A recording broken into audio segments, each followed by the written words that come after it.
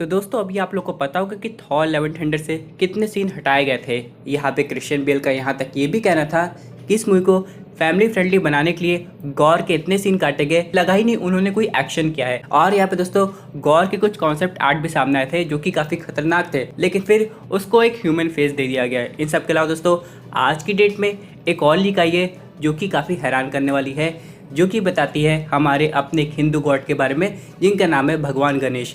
आज हम लोग उसको भी समझने की कोशिश करेंगे और जानेंगे उस कॉन्सेप्ट आर्ट में और कौन से गॉड्स दिखाए गए थे। तो दोस्तों कंप्लीट वीडियो को स्टार्ट करने से पहले आप लोग कर दीजिए वीडियो को लाइक और कमेंट करके बताइए कि थॉर लव एंड थंडर देखने के बाद क्या आपका थॉर 5 देखने का मन भी है कि नहीं। साथ ही साथ जो लोग मेरे चैनल पर नए हैं, मेरे चैनल को सब्सक्राइब करके हमारी कॉमिक बुक टॉक्स फैमिली का हिस्सा बन जाइए। तो दोस्तों हम लोग शुरुआत करते हैं बिल्कुल नई अपडेट से। अब सबसे पहले दोस्तों हम लोग यहाँ पे ये समझ लेते हैं ये कॉन्सेप्ट आर्ट है, यानी कि दोस्तों हो सकता है ये सीन फिल्माया भी गया हो और यहाँ पे डिलीटेड सीन के रूप में आगे दिखाया भी जाए, जहाँ पे हम लोग बाकी गॉड्स को देख सकते हैं ओमनीपोटेंट सिटी में। लेकिन यहाँ पे लोगों की नज़र गई थी जगन्नाथ गॉड पे जिसका नाम है साइट्रॉक। अब यहाँ पे जगन्नाथ को एक स्टोन मिला था साइट्रॉक के टेंपल पे, जिसके बाद जाके उस म्यूटेंट के पास ये सब ताकत आई थी और उसी के गॉड को दिखाया गया। लेकिन काफ़ी ऐसे दोस्त हैं जिनकी नज़र भगवान गणेश जी पे भी गई थी और यहाँ पे आप लोग देख भी सकते हैं। अब बहुत लोग का ये मानना है यहाँ पे ये सब सीन को हटा दिया गया ताकि फिर से वही चीज़ ना दोहराई जाए। जैसे कि आप लोग को पता होगा ब्लैक पैंथर 2 में क्या हुआ था, यहाँ पे जबारी ट्राइब्स के जो लीडर है अम्बाकू, वो क्या कहा था, ग्लोरी टू हनुमान, यानी दोस्तों वो लोग हनुमान जी की पूजा करते थे। लेकिन अगर आप लोग इसका हिंदी वर्जन सुनेंगे तो उन्होंने कहा अब होगा मुकाबला, पता नहीं क्यों। इसी तरह दोस्तों ये जो कॉन्सेप्ट आर्ट आया है जहाँ पे हम लोग को भगवान गणेश जी दिखाई दिए हैं उसे भी शायद हटा दिया गया होगा और यहाँ पे उनके अलावा बाकी गॉड्स को भी हटाया गया है। जैसे कि अगर आप लोग ऊपर देख सकते हैं यहाँ पे हम लोग को एजैक का मेल वर्जन दिखाई दे रहा है जो कि है कॉमिक एक्यूरेट। सबके अलावा बहुत लोग की नज़र एक और चीज़ पे पड़ी है जो कि बिल्कुल गैलेक्टस जैसा दिखता है, लेकिन उसकी अभी तक कंफर्मेशन नहीं हुई है। यानी कि गैलेक्टस ओमनीपोटेंट सिटी में क्या कर रहा है, क्या वो गॉडली लेवल का है? हाँ, एक बार के लिए मान सकते हैं कि वो दुनिया एक झटके में ख़त्म कर सकता है, लेकिन उसकी पूजा कौन करता होगा? क्योंकि अगर हम लोग गैलेक्टस की बैक स्टोरी देखेंगे तो पहले एक आम इंसान था। उसी तरह दोस्तों हम लोग एटर्नस को ये कह सकते हैं कि वो तो सेलेस्टियल के थ्रू बनाए गए हैं, तो आखिरकार वो गॉड कैसे हुए? लेकिन हाँ, अगर हम लोग बात करें अर्थ के लोगों की तो एक तरीके से उनके लिए वो तो भगवान है, क्योंकि वो उनको इवॉल्व करने के लिए काफ़ी कुछ किए थे। लेकिन एक तरीके से वो सेलेस्टियल के लिए काम कर रहे थे ताकि अर्थ पे ज़्यादा आबादी बढ़ जाए, उसके बाद उनके अंदर जो छोटा सेलेस्टियल है वो बाहर आ जाए।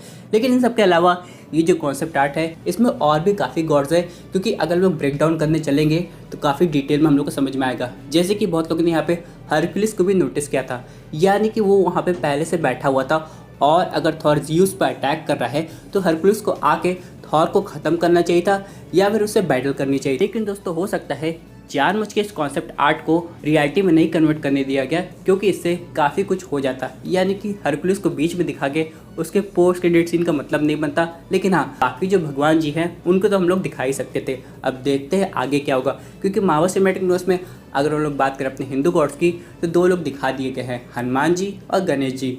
लेकिन यहाँ पे आगे जाके ये देखना है कि यहाँ पे ब्लैक पैंथर वकांडा फॉरएवर में अगर जवारी ट्राइब्स को और डिटेल में दिखाया जा रहा है तो क्या वाकई वो दोबारा से हनुमान जी की पूजा करते हुए नजर आएंगे, ये तो आने वाला वक्त बताएगा। हालांकि जो कॉन्सेप्ट आर्ट है ये काफ़ी हम लोग को कूल लग रहे हैं और ओमनीपोटेंट सिटी एक ऐसी जगह है जहाँ पे सिर्फ भगवान जा सकते हैं। अब जैसे कि अगर आप लोग हाल ही में एक लुक देखेंगे जो कि है डेवी बस्ट का, यहाँ पे वो हम लोग को दिखाई दी थी, लेकिन कहा तो ये जा रहा है कि ब्लैक पैंथर वकांडा फॉरएवर में उनका रोल दोबारा से हो सकता है। हालांकि मूवी अभी एचडी क्वालिटी में आई नहीं है, क्योंकि अगर हम लोग सीन को पॉज करके देखेंगे तो हम लोग को इतने गॉड्स मिलेंगे कि कोई सोच भी नहीं सकता है।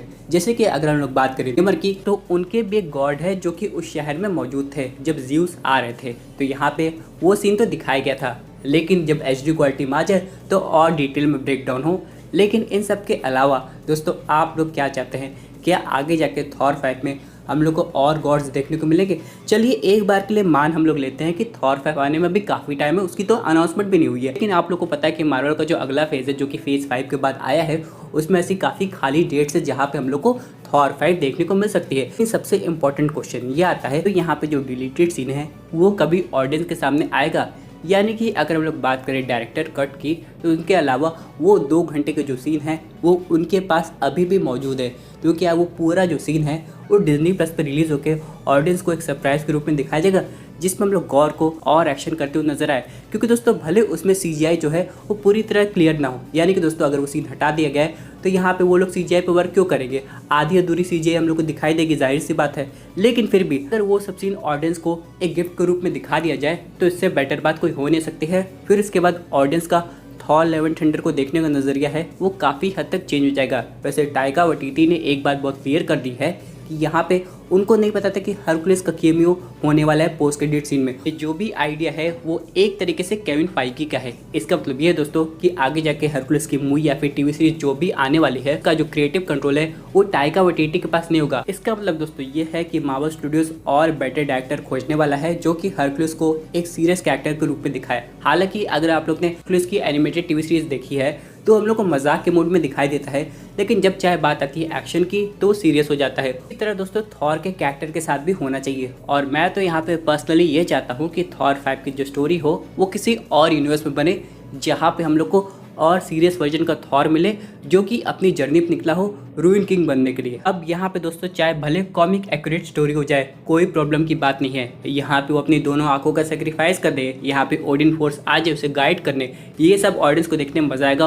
और मूवी एटलीस्ट 3 घंटे की होनी चाहिए, यानी दोस्तों जो थॉर ऑडियंस डिजर्व करती है वो उसे मिले। हाँ भले उस थॉर को रोल क्रिस हेम्सवर्थ को ही मिले, लेकिन प्लीज डायरेक्टर को अलग रखा जाए। यहाँ पे थॉर रैग्नारॉक हिट हुई थी, वो काफी कलरफुल हम लोग को लगी थी, लेकिन यहाँ पे वही कॉन्सेप्ट लेके चल के आप यहाँ पे थॉर 4 नहीं बना सकते भाई। वो पार्ट 4 मूवी, उसके लिए ऑडियंस की कितनी ज्यादा एक्सपेक्टेशन होती है। इन सब के अलावा दोस्तों चलिए बात कर लेते हैं एक आखिरी अपडेट की, जो कि आ रही है शी-हल्क की टीवी सीरीज से। यहाँ पे दोस्तों कहा जा रहा है कि मैट मर्डॉक यानी कि डेयरडेविल का हम लोग को थोड़ा लाइटर साइड दिखाया जाएगा, यानी कि थोड़ा वो हम लोग को कॉमेडी करते हुए नजर आ सकते हैं। अब यहाँ पे जो फैंस डेयरडेविल को बहुत पहले से देखे हुए हैं वो थोड़ा यहाँ पे कंसर्न है कि यहाँ पे डिज्नी प्लस पे जब डेयरडेविल आ रही है, यानी कि यहाँ पे आगे जाके उसकी टीवी सीरीज भी दिखाई दे कि वो शी-हल्क में भी आ रहा है, तो क्या यहाँ पे उस कैरेक्टर को एकदम कार्टून जैसा बना दिया जाएगा, यानी कि ऑडियंस को वो डेयरडेविल नहीं मिलेगा जो कि वो देखना चाहती है। अब ये तो आने वाला वक्त बताएगा, क्योंकि दोस्तों डेयरडेविल एक ऐसा कैरेक्टर है जिसका आगे जाके कई केमियोज होने वाला है।